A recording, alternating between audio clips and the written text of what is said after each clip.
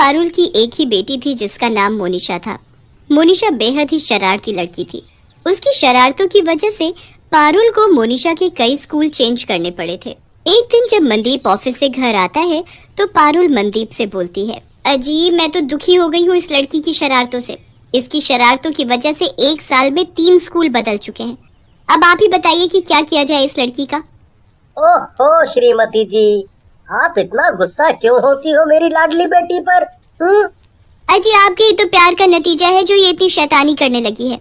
अरे शैतानियां तो छोड़ो, अब तो ना जाने ये कैसी कैसी कहानियां बनाने लगी है। अजी आप इससे कह दो कि अब मैं जिस भी स्कूल में इसका एडमिशन कराऊंगी इसे उसी में पढ़ना होगा। और हाँ, अब अगर इसने स्कूल में कोई शैतानी की ना तो मैं इसे फिर किसी स्कूल में नहीं भेजने वाली। आपकी मम्मी ने जो कहा वो सुन लिया ना मोनिशा बेटी? हाँ पापा, मैंने सब सुन लिया। अरे मम्मी के ताने सुनने से अच्छा है कि स्कूल ही चले जाओ। फिर अगले ही दिन पारुल पास ही के एक स्कूल में मोनिशा का एडमिशन करा देती है। मोनिशा भी खुशी खुशी अपनी क्लास में जाकर बैठ जाती है। कुछ ही देर में क्लास में नीलम मैम आती हैं और मोनिशा को देखकर उसे अपने पास बुलाकर बोलती हैं, अच्छा तो तुम ही हो न्यू स्टूडेंट मोनिशा, मगर तुम्हारी मम्मी तो बोल रही थी कि तुम बहुत ही शैतान और शरारती लड़की हो, इसलिए तुम्हारा जरा अच्छे से ध्यान रखा जाए, मगर तुम तो बहुत ही अच्छी और प्यारी लड़की हो। अब आप ही बताइए मैम कि शरारतें बच्चे नहीं तो क्या टीचर करेंगी? हाँ मैं थोड़ी तो शरारती हूँ, इसलिए मैम आप जरा बचकर रहना मुझसे। ऐसा बोलकर मोनिशा रोनित नाम के एक लड़के के साथ जाकर बैठ जाती है और चुपके से अपने बैग से एक नकली छिपकली निकालकर रोनित के बैग पर रख देती है। जैसे ही रोनित छिपकली को देखता है वो डर कर जोर से चिल्ला पड़ता है। तभी नीलम मैम गुस्से से रोनित को अपने पास बुलाती है। रोनित, ये क्या हरकत है तुम्हारी? और तुम्हें पता है ना कि मुझे शोर बिल्कुल भी पसंद नहीं है। रोनित मैम से बहुत डर जाता है और कांपते हुए बोलता है, मैम मैम वो मुझसे गलती हो गई, अब से मैं क्लास में बिल्कुल भी शोर नहीं करूँगा, बस आप मुझे कुछ मत करना। ठीक है, इस बार तो तुम्हें छोड़ देती हूँ, मगर अब की बार कोई आवाज की तो तुम जानते हो कि तुम्हारा क्या हाल होगा। रोनित डरते हुए अपनी सीट पर जाकर बैठ जाता है। रोनित को ऐसे डरा हुआ देखकर मोनिशा जोर जोर से हंसने लगती है। मोनिशा को ऐसे जोर से हंसता देखकर नीलम मैम को बहुत गुस्सा आता है और वो गुस्से से चिल्लाते हुए बोलती है, मैंने कहा था ना कि मुझे मेरी क्लास में शोर बिल्कुल पसंद नहीं है। ऐसे बोलकर नीलम मैम गुस्से से पूरी लाल हो जाती हैं। कुछ ही देर में नीलम मैम एक चुड़ैल के रूप में बदल जाती हैं।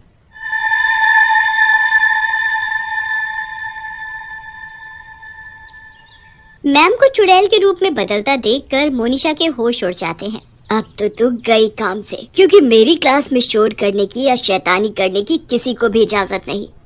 अरे आप तो नीलम मैम हो ना, फिर ये चुड़ैल कैसे बन गई? आप मुझे डराने के लिए ऐसा कर रही हो ना?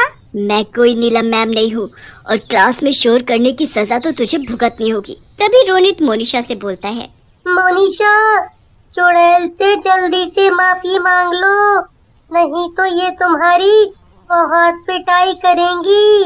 मोनिशा जैसे ही हाथ जोड़कर चुड़ैल से माफी मांगती है, चुड़ैल हंसते हुए बोलती है, तुझे ऐसे माफी मांगता देख मुझे बहुत मजा आया।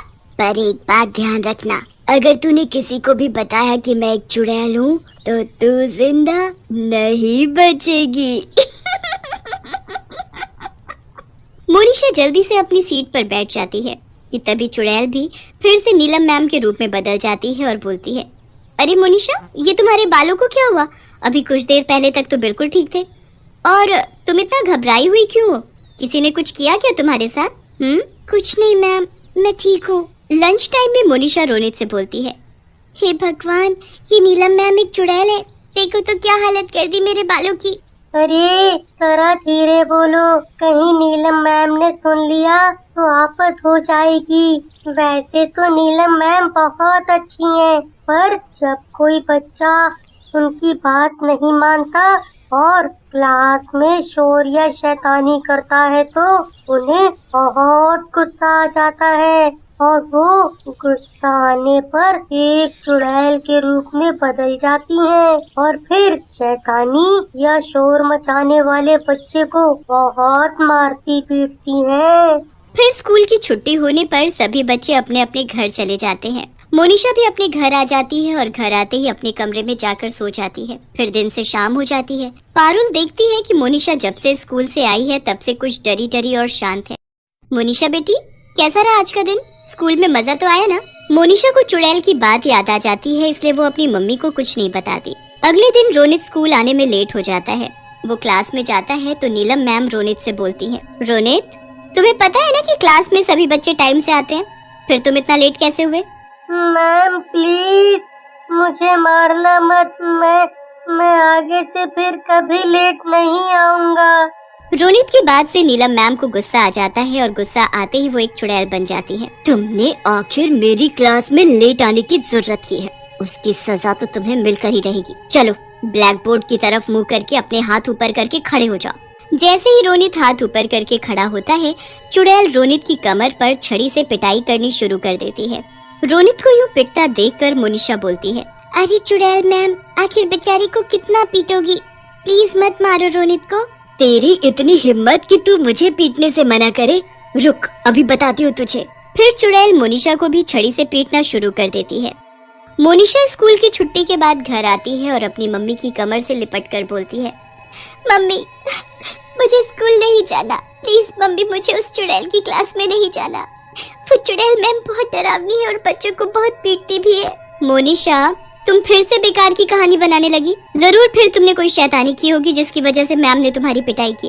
तभी रात को मनदीप ऑफिस से घर आता है तो पारुल मनदीप को मोनिशा वाली बात बताती है। अजी आप भी सुन लो अपनी बेटी की मनगढ़ंत कहानियाँ। बेटी मोनिशा, अगर आपकी नीलम मैम एक चुड़ैल है तो ये बात आपने हमें पहले ही दिन क्यों नहीं बताई? कहीं स्कूल न जाने के लिए तो तुम ये सब कहानी नहीं बना रही? मोनिशा रोते हुए बोलती है, नहीं पापा, इस बार मैं सब सच बोल रही हूँ। मैम ने कहा था कि अगर ये बात किसी को भी बताई तो वो उसे मार डालेगी। इस डर से क्लास का कोई बच्चा ये बात अपने घर में नहीं बताता। पर आज उस चुड़ैल ने मुझे बहुत मारा, इसलिए मैंने आपको ये बात बता दी। अगले ही दिन मनदीप और पारुल स्कूल जाकर प्रिंसिपल को चुड़ैल वाली सारी बात बताते हैं। कुछ समय पहले एक स्टूडेंट ने भी मुझे नीलम मैम के चुड़ैल बनने की बात कही थी, पर 2 दिन बाद ही कार एक्सीडेंट में उसकी मौत हो गई। फिर उसके बाद कभी चुड़ैल वाली बात पर मेरा ध्यान ही नहीं गया। सर, इसका मतलब मेरी बेटी झूठ नहीं बोल रही थी। इससे पहले वो चुड़ैल मेरी बेटी को भी मार डाले। हमें कुछ करना होगा। अजी आप चिंता मत करो, मैं एक मौलवी बाबा को जानती हूँ और वो यहीं स्कूल के पीछे वाली दरगाह में रहते हैं। फिर पारुल जल्दी से मौलवी बाबा को बुला लाती है।